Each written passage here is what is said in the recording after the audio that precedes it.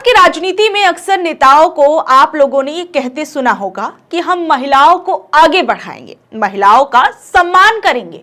बड़े बड़े पोस्टर लगते हैं, भाषण होते हैं, मंच पर माओ और बहनों की जय जयकार होती है। लेकिन असलियत क्या है?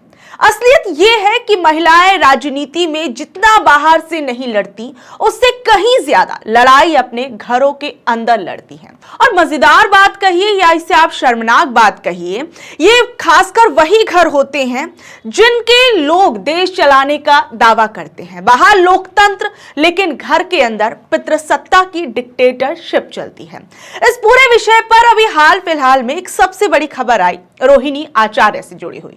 रोहिणी आचार्य लालू प्रसाद यादव की बेटी हैं, एक ऐसी बेटी जिसने अपने पिता के लिए अपनी जान दांव पर लगाई, किडनी दे दी, बिना किसी से इजाजत लिए, बिना अपने घर परिवार की चिंता किए, बिना अपने शरीर का ख्याल रखे। बस एक बेटी के दिल से सोचा कि मेरे पिता को जिंदगी मिल जाए। बिहार चुनाव के नतीजे के बाद रविवार सुबह रोहिणी ने एक इमोशनल पोस्ट कर कहा, मुझसे मेरा मायका छुड़वाया गया, मुझे अनाथ बनाया गया, मैंने रोते रोते घर छोड़ा है, मुझे मारने के लिए चप्पलें उठाई गई, गालियां दी गई, मैंने अपने आत्मसम्मान से समझौता नहीं किया। आप सब मेरे रास्ते कभी ना चलें, किसी घर में मेरे जैसी बेटी बहन ना हो। इस पोस्ट के बाद तेजस्वी यादव पर भी रोहिणी यादव ने कई बड़े और गंभीर आरोप लगाए।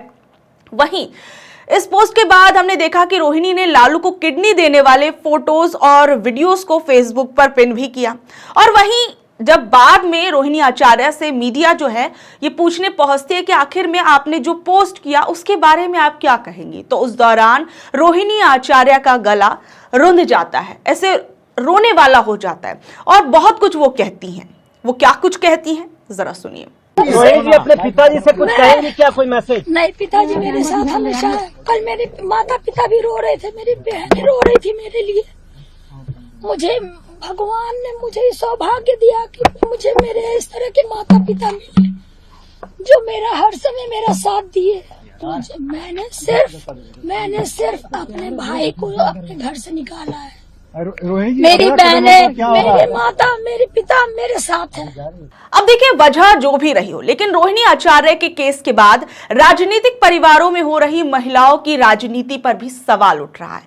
महिलाओं को किस स्तर पर रखा जाता है, जो राजनीतिक परिवार है वहां पर उन तमाम चीजों पर सवाल उठ रहे हैं। और ये कहानी सिर्फ एक परिवार की नहीं है। जगन मोहन रेड्डी जो आंध्र प्रदेश के पूर्व मुख्यमंत्री वाईएस राजशेखर रेड्डी के पुत्र भी हैं, उनके परिवार का हाल देखिए। आंध्र प्रदेश के मुख्यमंत्री रहे जगन मोहन रेड्डी और उनकी बहन वाईएस शर्मिला का विवाद भारतीय राजनीति में सत्ता की लड़ाई का एक बड़ा एग्जाम्पल है। शर्मिला ने अपने भाई जगन को मुख्यमंत्री बनाने के लिए 2019 के चुनावों में जबरदस्त प्रचार किया, लेकिन जब जगन ने आंध्र प्रदेश में सत्ता पर पकड़ मजबूत कर ली तो उन्होंने शर्मिला को तेलंगाना या पार्टी की मुख्य धारा में जगह ही नहीं दी। राजनीतिक महत्वाकांक्षाओं के चलते शर्मिला ने भाई की पार्टी से अलग होकर तेलंगाना में अपनी खुद की पार्टी बना ली। यह विभाजन तब और गहरा गया जब शर्मिला ने अपनी पार्टी का विलय कांग्रेस में कर दिया। तो कहीं ना कहीं इस केस में भी आपने देखा कि जहां एक तरफ किस तरीके से जो जगन मोहन रेड्डी की बहन थी वो उनका बैक सपोर्ट बनी हुई थी जब वो जेल के अंदर थे, लेकिन जैसे ही वो जेल से बाहर आए उसके बाद किस तरीके से उन्होंने अपनी राजनीति के चलते अपनी बहन को किनारे लगाना शुरू कर दिया, जिसके चलते उनकी बहन को अपनी एक अलग पार्टी बनानी पड़ी, दूसरी बड़ी पार्टियों के साथ जाकर मिलना पड़ा। और जिस तरीके से राज्य के अंदर जब चुनाव हुए तो उस दौरान भी कि किस तरीके से शर्मिला एक बड़ा चेहरा बनकर उभरी, उन्होंने जिस तरीके से ताबड़तोड़ रैलियां की, जिस तरीके से चुनाव प्रचार प्रसार किया, उसके बाद ये देखा गया कि शर्मिला जो थी एक अच्छे राजनीतिज्ञ के तौर पर भी उभरी थी, लेकिन पारिवारिक तौर पर किस तरीके से उन्हें अलग थलग करने की कोशिशें की गई, ये चीजें भी राजनीतिक चर्चा का विषय बनी। अब आते हैं सिंधिया परिवार पर। वसुंधरा राजे और माधवराज सिंधिया दोनों बड़े नेता हैं, दोनों मजबूत चेहरा, लेकिन राजनीति एक ऐसी चीज है जहां भाई बहन दोनों हो सकते हैं, पर वारिस कौन कहलाता है? हमेशा बेटा। बेटी चाहे मुख्यमंत्री बन जाए फिर भी परिवार की राजनीति में उसे शोपीस जैसा ट्रीटमेंट मिलता है। राजनीतिक घराने तो ऐसे जैसे पुराने महल जहां रानी दिखने के लिए होती थी और राजा जो थे वो सारे फैसले लिया करते थे, और ये हम सिंधिया परिवार के अंदर भी देखते हैं। और वहीं दूसरी ओर आप देखिए बादल परिवार पंजाब के अंदर, वहां की राजनीति भी अगर देखें तो बादल परिवार की राजनीति में पुरुषों का दबदबा रहा।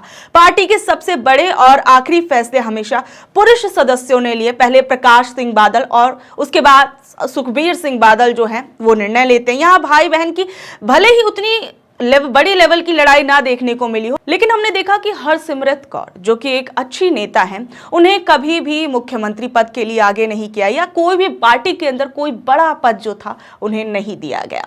जो मुख्य फैसले थे इस परिवार के अंदर भी पुरुषों ने हमेशा से लिया और उन्हीं के पास बड़े फैसले लेने का एक तरीके से अधिकार रहा।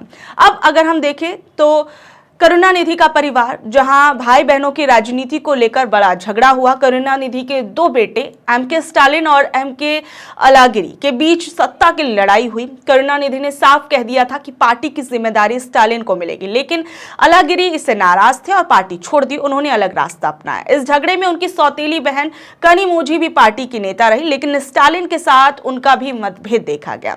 यहाँ पर हम देखते हैं कि कई ऐसे राजनीतिक परिवार रहे जहां पर जो भाई बहनों के बीच में किस तरीके से जो राजनीतिक परिवारों के अंदर आगे की सत्ता या कहे कि आगे की जो राजनीतिक सत्ता रही है वो खासकर बेटों को मिली और बहनों को किस तरीके से एक शोपीस की तरह आगे रखा गया और किस तरीके से जो महिलाएं थी राजनीतिक परिवारों के अंदर उन्हें कभी कभी जो था मौके दर मौके उन्हें आगे लाया जाता, बाकी उनको बैकफुट से ही राजनीति करने के लिए कहा जाता। अब वापस अगर हम मुद्दे पर आते हैं तो सवाल यही है कि महिलाओं को राजनीति में कम मौका मिलता है। सवाल यह है कि कौन देश, संसद, समाज या फिर वो परिवार जिनकी सोच 1950 में ही अटकी हुई है। बेटियों से कहा जाता है घर देखो, बेटों से कहा जाता है देश देखो। बेटियों के त्याग को प्यार का नाम दिया जाता है, बेटों के त्याग को नेतृत्व का। रोहिणी ने किडनी दी तो त्याग, और अगर यही तेजस्वी देते तो शायद त्याग, नेतृत्व और चुनावी लाभ मिलता।